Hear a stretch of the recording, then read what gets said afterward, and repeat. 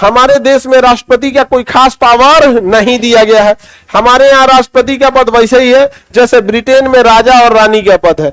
तो ब्रिटेन में जो पद महारानी का है, भारत में वही पद राजा का। वहां भी महारानी कुछ करती नहीं है, यहाँ भी राजा कुछ करता नहीं है। सरकार कोई कानून ला देती है तो पालन कौन कराएगा?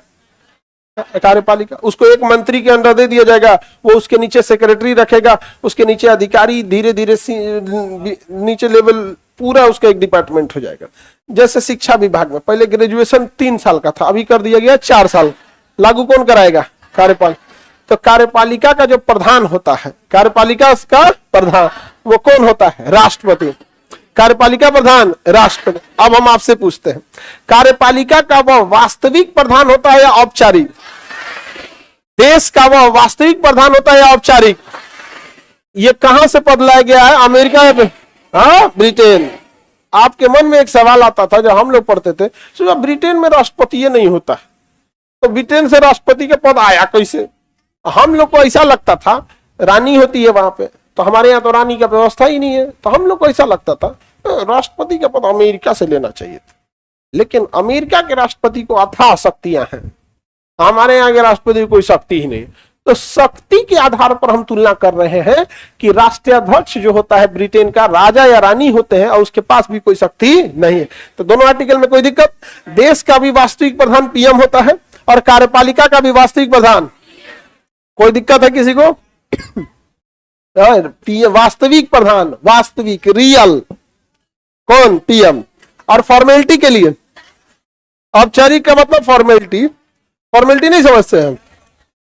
फॉर्मेलिटी नहीं, हाँ ठीक है, ठीक एकदम बढ़िया है। यहाँ पे फॉर्मेलिटी के लिए न से होगा निर्वाचन, न से इलेक्शन या निर्वाचन। निर्वाचन का मतलब इलेक्शन, निर्वाचन का मतलब इलेक्शन।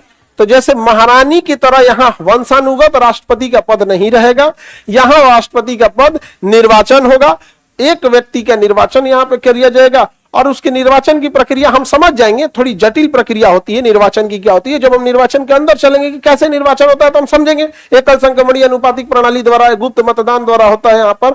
इसका यहाँ पर प्रथम चरण या दूसरे चरण की मतगणना होती है, ये सब हम चर्चा करेंगे। लेकिन राष्ट्रपति का कभी भी सिलेक्शन नहीं होता है, क्या होता है? इलेक्शन होता है और उसको चुनाव में आना पड़ेगा, चुनाव में वोट मांगना पड़ेगा। चुनाव में वोट, इसके चुनाव में वोट देते हैं सांसद और विधायक। कौन देता है? सांसद और विधायक। तो निर्वाचन होगा या बैठ जाएगा? हाँ, निर्वाचन होगा। क्या होगा? अब इसमें कहता है कि राष्ट्रपति का एक फिक्स कोटा होगा, यानी कट ऑफ लाना होगा कि कम से कम इतना वोट चाहिए, तो उसी को क्या कहेंगे? कोटा। क्या कहेंगे? कोटा। तो राष्ट्रपति का क्या होता है? कोटा। इससे कम वोट पाएंगे तो उनका कॉपी जांच नहीं होगा, कॉपी जांच नहीं होगा, मतलब उनका इलेक्शन वाला जांच नहीं होगा यहाँ पर। तो एक फिक्स कोटा लाना चाहिए। और उसके बाद क्या से होता है? कार्यकाल। क्या जी? कार्यकाल। कार्यकाल, कार्यकाल की चर्चा आर्टिकल 56, कोटा की चर्चा 55, निर्वाचन 54, कार्यकाल, पद, राष्ट्रपति का पद 52। राष्ट्रपति को एक फिक्स कोटा लाना जरूरी है कि नहीं? हाँ, कार्यकाल किसमें चर्चा है? 56। तो राष्ट्रपति का कार्यकाल कितने साल होता है? 5 साल। आर्टिकल किसमें? 56। कार्यकाल कितने साल? 5 साल। कितने साल? 5 साल कार्यकाल होता है। अभी हम सारा चीज के चर्चा करते चलेंगे, लेकिन पहले एक बार इसको पूरा डिटेल से देख लेते हैं थोड़ा थोड़ा। यहाँ पे एक ही व्यक्ति दोबारा राष्ट्रपति बन सकता है, एक ही व्यक्ति दोबारा बन सकता है, लेकिन जब दोबारा बनेगा तो उसे वैसे ही प्रक्रिया फॉलो करना पड़ेगा जैसे वो पहली बार गया था।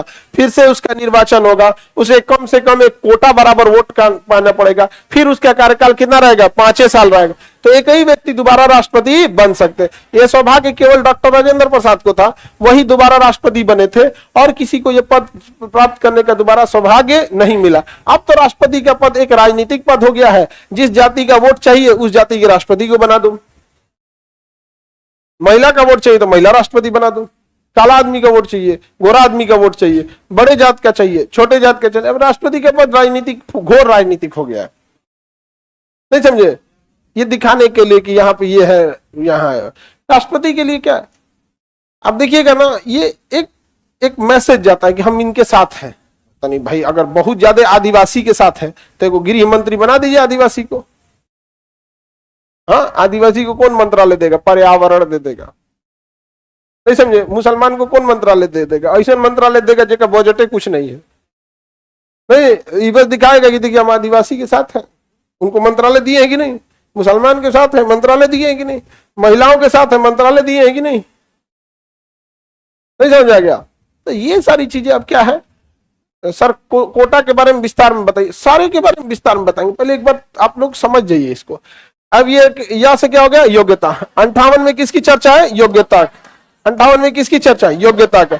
राष्ट्रपति के पास क्या योग्यता होनी चाहिए? बस 35 साल आयु, भारत का नागरिक।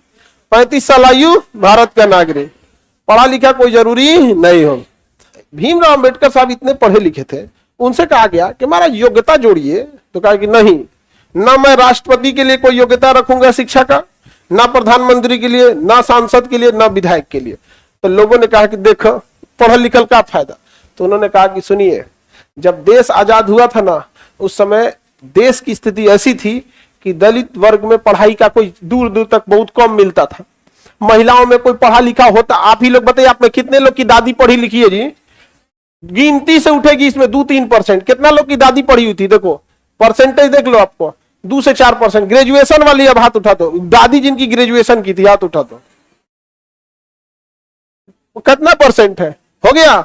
सोचो भीमराव अंबेडकर साहब क्या दूरदर्शी सोच कि अगर हम शिक्षा को जोड़ देते कि राष्ट्रपति बनने के लिए या प्रधानमंत्री बनने के लिए या सांसद विधायक बनने के लिए ग्रेजुएशन किया होना जरूरी। अब मैट्रिक तो जोड़ेंगे नहीं, कैसा लगेगा? राष्ट्रपति मैट्रिक पढ़ा होना चाहिए, खराब लगेगा ना। तो चपरासी कहेगा मेरा भी योग्यता वही है भाई, तो कम से कम ग्रेजुएट जोड़ेंगे, एक आईएएस के बराबर जोड़ेंगे ना ग्रेजुएट। अब उस समय तो सारी महिला फेंका गई सब।